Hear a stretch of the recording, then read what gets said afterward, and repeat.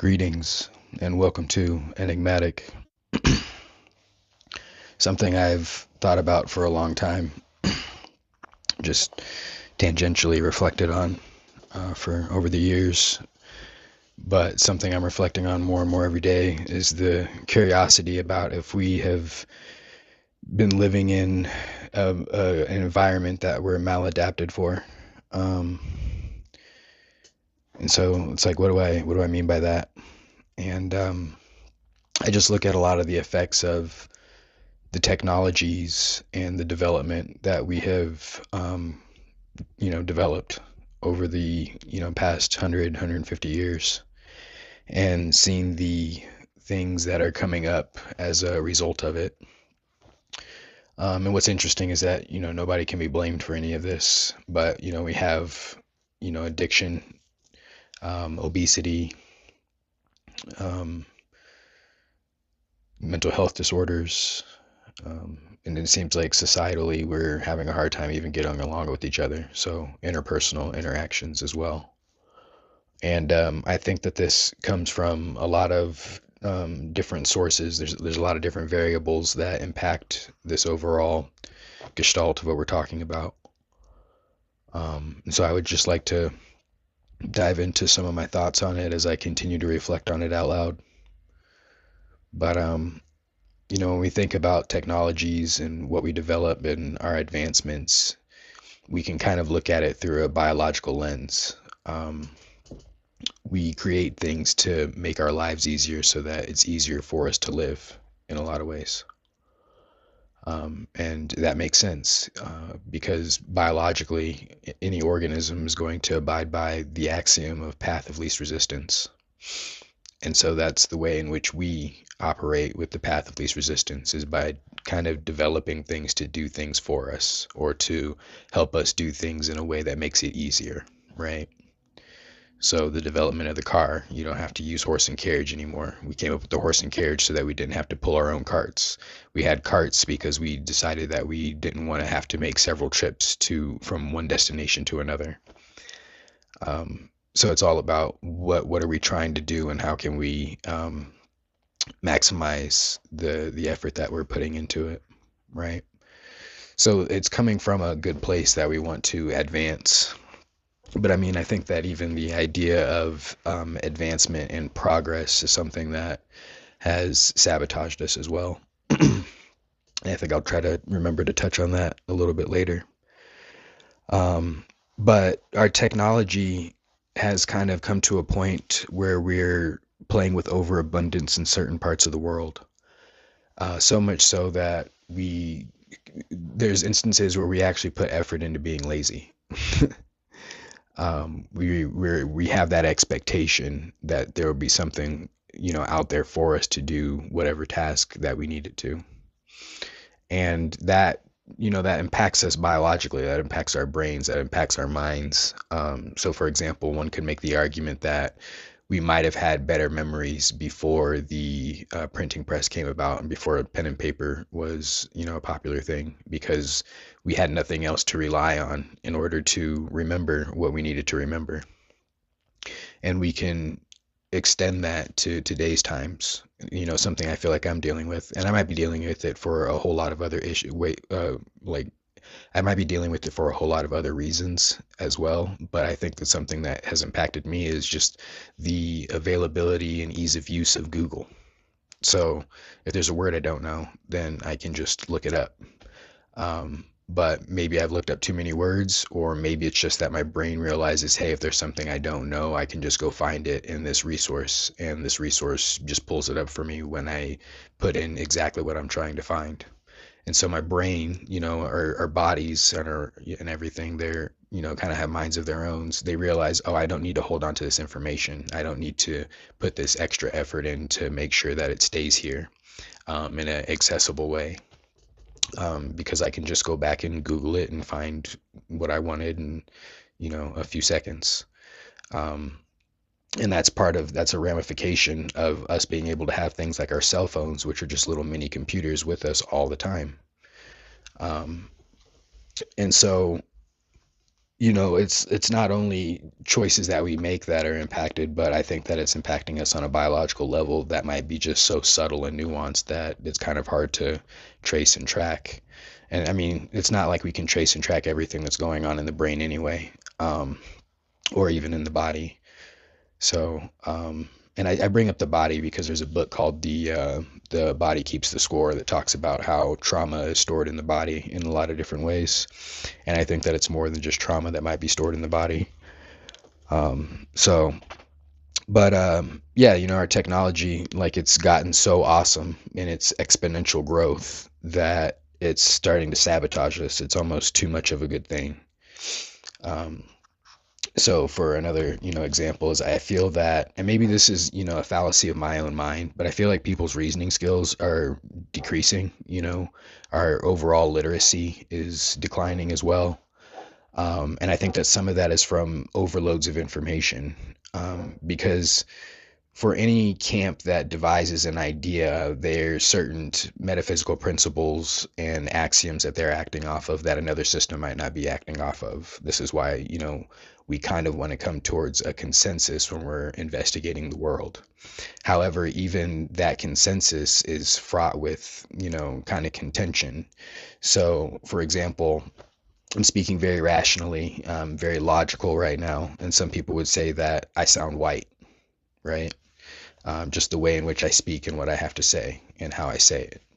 And that creates a divide between how we come to consensus about how we want to think about things. And I'm not saying that how I think about things is the way that everybody needs to think about things, but when it comes to us getting along and understanding the world in an intersubjective way, we kind of need consensus, right? Kind of makes me think about a divide in the philosophy of science, of scientific realism versus anti-realism, where realism says that when we are trying to get information about the world from science, that we are, excuse me, that we are going for what's true. And anti-realism says that truth doesn't really matter; it's just about what works. And in the sense of what works is that we're really explaining our phenomenology of our experience and not what the experience actually is. But that's not what this is about, so I'm not going to jump down that rabbit hole right now.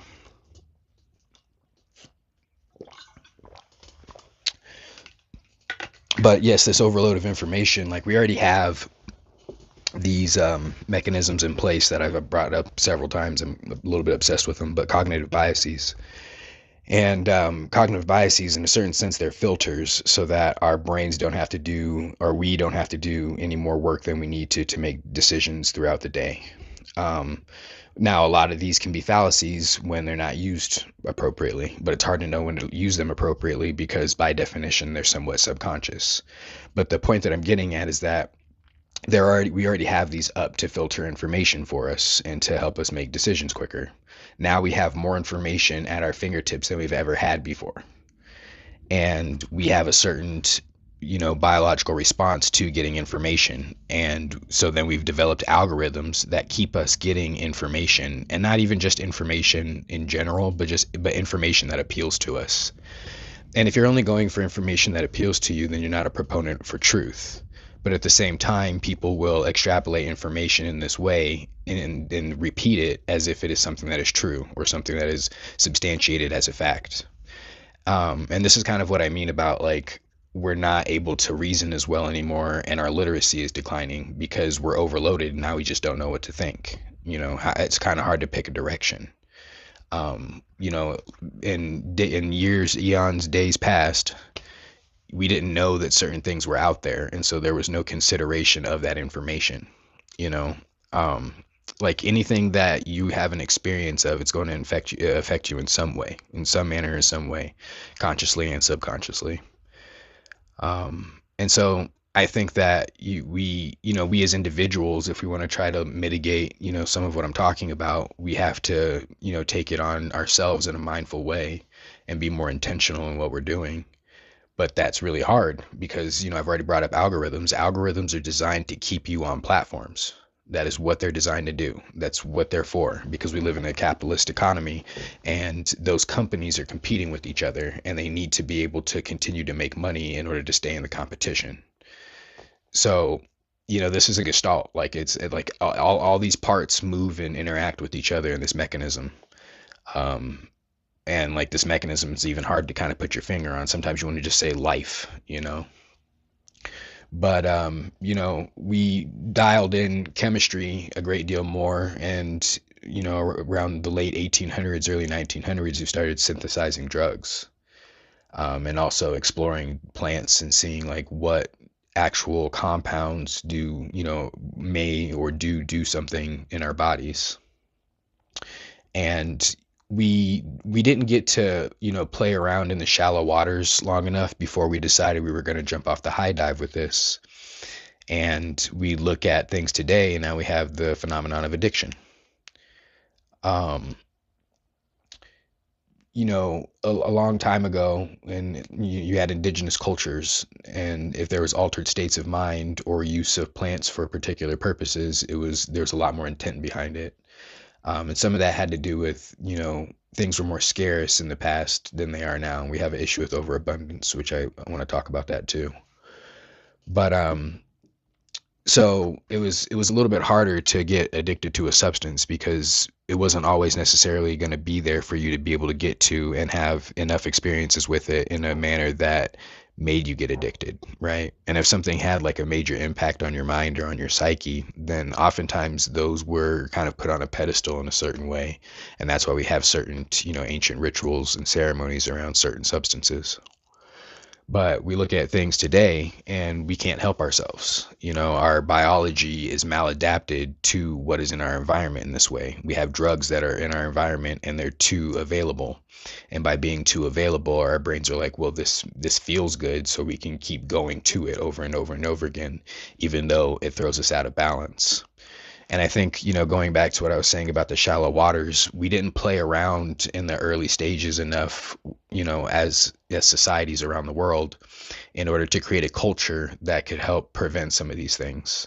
And so we're in that part of the playground now, trying to understand how are we going to use drugs wisely and productively and for the benefit of our lives and of our being. Because there's definitely, a spiritual component to using these things as well, which is something that has also been kind of extracted from a lot of ideals, by virtue of the, rigorous rational perspective. So notice that like I'm not a huge proponent of, one camp or another camp. I'm really just making observations. I tend to be very contextual with things. I do think that there's ways in which we throw the baby out with the bathwater with our rationality and our desire to be more rational, which is, another thing we have to consider, is that when we have questions about things, what are the assumptions that precede the question?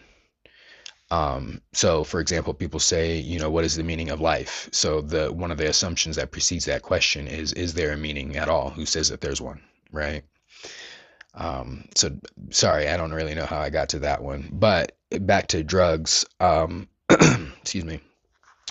It's really hard to even know the information that we need right now to know how to use certain drugs appropriately, whether you're a layman or a professional, just because we don't have the exhaustive information in the way that we want to be able to make such decisions.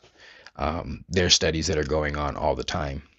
And then unfortunately, there is like a capitalist aspect to this that kind of takes the altruism out of it, because for a lot of these companies to get funding, it has to reach a certain level of interest, so that people will want to invest in the research. So it's not really, as much as we want things like medicine to be purely about the people and about treating and healing. There's other components, because it's too is part of the gestalt.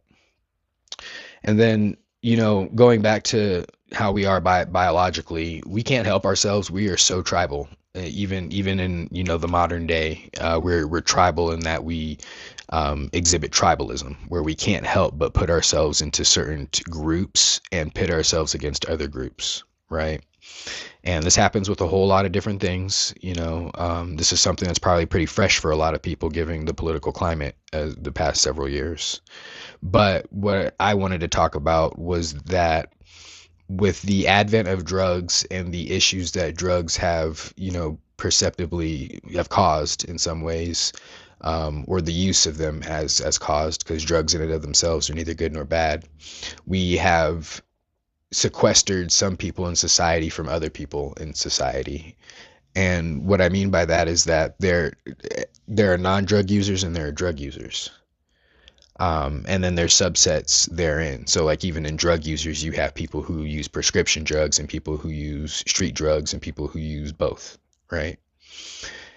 Now, I've made these categories, and I've made these categories by observation of other people in society and how these categories are made. What's funny about it is that the people in these categories will oftentimes pit themselves against each other. So like there's a lot of judgment from non-drug users on drug users. And then to touch on that even a little bit more, alcohol is a drug, right? But there's plenty of people who drink on a regular basis and then want to judge somebody for using some other drug in whatever way, as if they're not using a drug.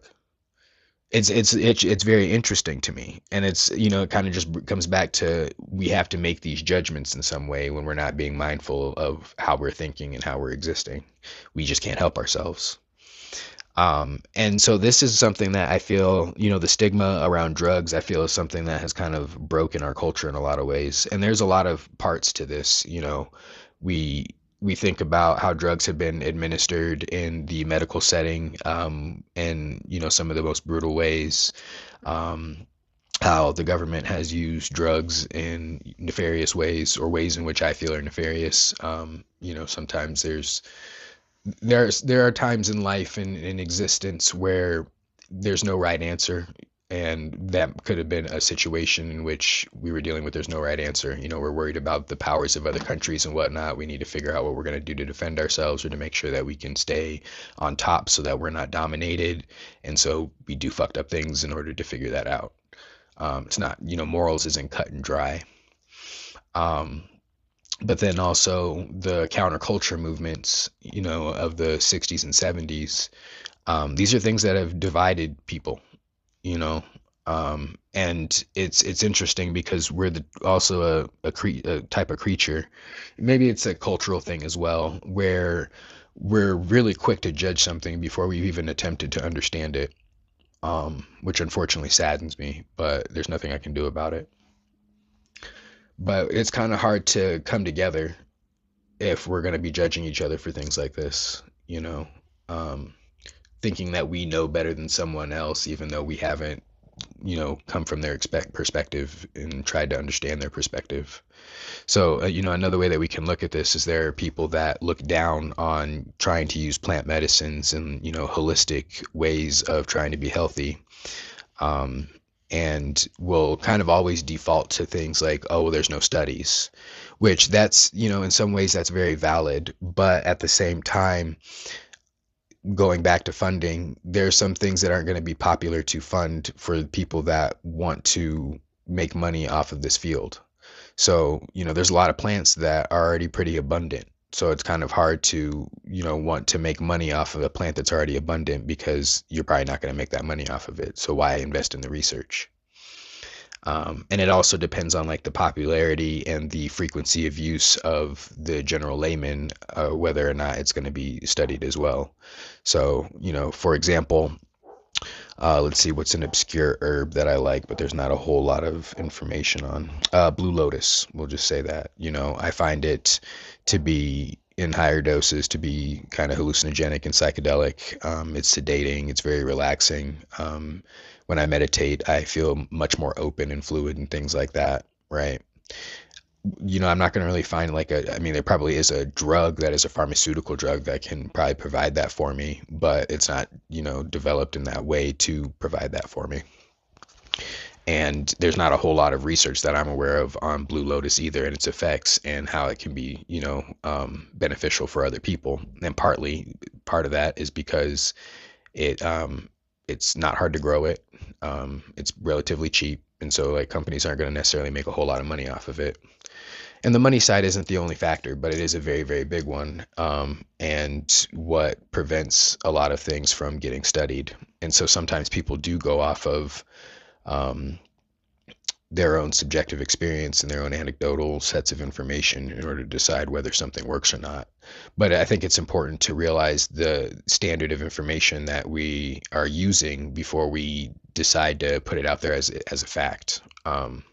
Like the gravity in which we give to our statements that we want to share with other people, I think should reflect, the actual veracity. So I might come back to drugs in a second. My brain is just bouncing around right now, and it's kind of funny because I wrote like a little list of how I want to talk about things, and I've just been bouncing around it, and I don't care. Um, Staying hydrated on this nice warm day. um, but then I look at mental health in this country and how it seems to decline almost in equal proportion with the use of social media. Because again, we don't know how to parse all this information. It's too much information. And anything that enters our minds, is going to affect us in some way. So it's kind of like you can see people on social media living like really perfect lives or whatever, right? And you can be fully aware that it's fake and like tell yourself consciously it's fake, but that doesn't mean that subconsciously it's going to be assimilated into your mind that way. Um, it takes a lot of like conscious work for like decisions to be made in a way that instantaneously the subconscious like also follows suit. Um, so I think that, for many, many people, and it's hard because it's almost a knee jerk reaction to go to social media, but I think that we all really need to leave it alone a great deal more and be with ourselves and just chill, you know? Um, like we want to be aware, we want to know, and some of that is, survival as well. Like the more we're aware of, the more we feel we can augment in order to increase the odds of our survival. But it's too much of a good thing. We have too much information and it's not even too much awareness right now. It's too much information. It's kind of like broken our awareness in a certain way because we don't have the fluidity of thought to be able to think. Um, and Yeah, and I mean, for all I know, like everything that I'm talking about could be a good thing. I'm just making observations. Maybe we need to like break to, form back to what we really need to be, globally. Because there's a lot of dissent going on around the world globally. In the past 50 years, like there's been so many women that have made the attempt and that have been staunch, wanting their rights and more equal treatment. Um, and I think that that's, a positive thing. There's certain ways in which we have these gender roles and it's kind of dogmatic. So it's interesting and it's a fallacy. So, I think about how there's countries where women, have only been able to drive for the past, 20 to 50 years, some even less than that. And just the idea that because a woman is a woman, she can't drive a car, that's the use of um, gender stereotypes that is just dogmatic because it's dumb. Like there's plenty of women that can drive cars. There's nothing that is that different between a man and a woman that inhibits a woman from driving a fucking car. Um, so, like some of like what we're talking about in this like maladapted to our environments and whatnot, it could be a necessary change. It could be almost a necessary cycle for us to come to a more homogenous existence as humans around the world. But back to social media, we have the influx of AI and AI generated imagery as well, and it's getting better. It's getting better. It makes me a little bit nervous because something that I'm very pleased with myself is that almost immediately, almost every single time I see an AI image, I know that it's an AI image. But they're getting better, getting a whole lot better. And there's a lot of people that don't know that there's a certain, skill set needed in order to be able to to distinguish between what is real and what is fake, even with, AI. Um, and so there's going to come a point where, things like deep fakes are going to be more of a concern again. And whether or not what we're seeing on the news is really what is going on. Because you can literally make up information and make it look like it happened in the real world. And it's been a reliable process for a long time to count on, say, video imagery. Um, but this is a way in which we're kind of like breaking from reality in a certain way. Like consensus reality, we have our own subjective worlds all the time, but there's a certain consensus reality that we have certain expectations around in order to get by. Because as much as solipsism is an interesting idea, it seems in my mind to be unlikely. Um, so yeah, and then I wanted to come back to mental health as well while talking about social media, because I was talking about how we can't parse and gauge things as well as we probably need to, and that leads to things like depression, and acting out in certain ways that we otherwise wouldn't, and different types of anxieties. And it's almost an interesting, like, vicarious trauma, and it's only because of its frequency that it becomes traumatic. um like, I'm really under the impression that ADD and ADHD, while something that could have been experienced in the past, may have been a lot more rare than it is today. Because we're ADHD is it was a response to environment. So in some ways it's a trauma response, or it can be a trauma response. But in the context in which I'm thinking of it, it's also an adaptation to our environment. So there's always something that's going on. So it's hard to pay attention anymore to what is going on. Your brain has to bounce around in order to make sure it's trying to cover as many bases as possible. So with all the sounds that we have in our day to day, to be aware of, to the media that we want, and things like that. And a lot of this also, in my opinion, is impacting our emotional regulation. And this is actually something I think it's impacting in a negative way. So I think that I have, a few different generations that listen to me. So, and I mean, I'm not saying that like I have a ton of followers or anything, but just from the people that have, talked to me about my channel. And so I think that the majority of you remember TV guides, but some of you might not. So, a long time ago, every Sunday in the paper, there was what was known as the TV guide. And the TV guide let you know what was on what channel at what time. And so you were limited into what you could watch.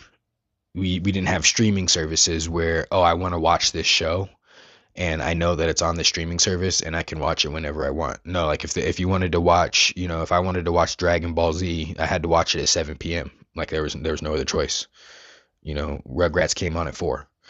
Um, so I think that those like little instances of interactions with the world like that, where we have to not get what we want, we implicitly learn emotional regulation, even though we're not even aware that we're learning something. This is what I mean by, like, our environment impacts us in so many ways that, and we're just, we're oblivious to it. And so now you have social media that already has an algorithm that's going to give you what you want. And then you also have streaming services where you can find exactly what you want. So to show this, how this has impacted me in certain ways, when I know there's a new season of a show that's come out, like, I don't necessarily care about, talking with everybody about it. I just want to, check it out. But I don't want to end up getting into a show and then waiting a week right now. So I just wait until the entire show is over and then I binge watch it. So I can't even delay gratification. I don't play with the suspense anymore. That's a way in which I subconsciously augmented my own experience. I realized it on a conscious level at some point, but initially when that started happening, it was unconscious. It was in my subconscious. I think that I realized it when a certain episode, or a certain season of American Horror Story came out, and a friend was talking to me about it, and I actually said to them, I was like, no, I'm just going to wait for the whole thing to come out before I watch it. And so, we have these emotional issues that we're having now, or we can't manage ourselves in a lot of different ways emotionally because we're kind of getting spoiled. We're almost like spoiled brats, and I'm no exception. I try to mitigate it as much as I can, but I'm no exception. These things impact me too, because I'm also part of this environment. And that's why I mentioned earlier, we have to have more intention and be more mindful, so that we can try to create our own little microcosms and like sub environments that are going to be good for us, and that hopefully we can, you know, share that and share like what comes of that with other people. We don't have to know everything. I mean, that's like that. I mean, knowing anything might be a pipe dream anyway. Um, so yeah, so there's a lot of bouncing around. I thank you for listening and checking it out.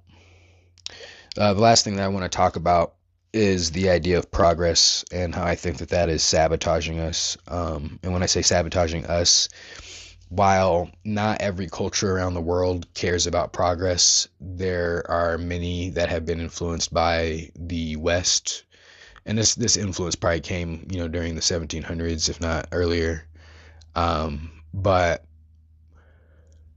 there's a lot of cultures that don't care about progress in the same way the West does, or like Silicon Valley, and individuals like there, groups of people like that. Um, and we could be kind of destroying ourselves by trying to have more and more and more and more in progress. So, we're deforesting more than we ever have. We have climate change that would likely probably would have happened anyway, but with our addition of different compounds into the environment, we're increasing the impact of greenhouse gases, and that impacts our livable environment. Like when I say environment that way, it changes the terrain, the air quality, whether or not we can grow food, what kind of food we can grow. Just a whole lot of different things. But at the same time, like technology and things like that are part of our environment too. It's just environment in a different way. It's a different use of the word, I guess. But yeah, this idea that we always have to be doing more and being better. It's kind of like, for what and why? And a lot of people will say, like, because we have to progress. Why? Because that's what humans are meant to do. How do you know? And that's where like things just kind of fall apart. There's ideas that have been fed to us that we never question, because the first things that one learns are usually the last things that one questions. And so I think that a lot of what I've been talking about with regards to being maladapted to our environments comes from the idea of progress. We have to keep progressing. We have to keep figuring out how to fix this and fix that. And I mean, I think that fixing things is good, but we can also see some of the tertiary impacts that that has had, because that influences other fields and other businesses and other domains. And so, I mean, as a species, maybe we just need to sit back and chill for a second, but that's going to be really, really hard to do, because we're already gung ho in the ways in which we think. It's going to take a huge overhaul for us to really change. But I encourage each and every one of you to really take care of yourselves and notice how things that have been developed in the past 100 years, how they affect you today. You know, um, with regards to drugs for myself, I hit nicotine all the time. You've probably heard me hit my vape a few times during my talk right now. I do think there's productive ways of using drugs, but you have to learn that. And without a culture that's willing to embrace productive use of drugs in some ways, as well as people to inform what is productive, or how to even discern what is productive, because who knows, that could be contextual, that could be different for everybody. Um, there's like a sub reflection that's going on for me right now. So, just to divulge a little bit more, um, there's a very powerful molecule called DMT. Like, a lot of people know about it. In South America, it is used orally with another component called cappy, which has harmalas in it. I use harmalas and DMT pretty regularly. They help me get through my life the way I need to, and it's something that I also want to explore. But I know that there's this like stigma, with it. But at the same time, I feel that my use is extremely productive. Um, and I have yet to see anything that shows me otherwise. However, I wouldn't say the same thing about my use of vaping and nicotine. I definitely don't have the discipline, with it. It's available, so I grab it. It's implicit. Like sometimes when I grab it, I'm not even thinking about the fact that I'm grabbing it. Or when I'm looking for it, I'm not like, oh, why am I looking for it? It's just like, no, I'm looking for it and I'm gonna find it and I'm gonna hit it. So that's something that I'm gonna be working on because I do think that tobacco and nicotine can be used as a medicine as well. And so if we look at traditions that have used tobacco before it became, corporatized and popularized, it's something that helps people to kind of ground themselves and to calm themselves, to reach a equilibrium and a balance. And there's actually tobacco ceremonies that are had, but at the same time, a lot of these individuals that are part of these groups that do these types of rituals and ceremonies or use tobacco in these ways, they don't use it every day. And if they do, it's, once a day and it's in a ritualistic manner. It's something that's made special, and that ritual helps create a space for it to be mindful and in a more benefit from the use. So to throw myself under the bus a little bit, I definitely have a YouTube problem, you know. Uh, like today, I'm just not watching it at all, but I am recording this video, so that's like my way of like YouTubing for the day. I've already put a timer on my um, Instagram, but Instagram is really only for I don't know. Instagram is a weird thing to me. I kind of use it for business though. And then, yeah, I deal with my own mental health disorders, and I think that a lot of them just kind of come from the environment. So I really encourage everybody to just kind of think about how your environment, the things that, have been developed in the past, 100 years, how they affect you and where you might feel that you are out of balance. And I encourage you to try to find that balance. You might feel better. I'm definitely always trying to find that balance, because I'm all over the place. So, like, I'm surprised I actually sat down and recorded this today, but I was on a mission. So, give me a like, give me a subscribe, give me your thoughts, please. Give me your thoughts. Shoot them down at the bottom. And be good to you, be good to others, and take care.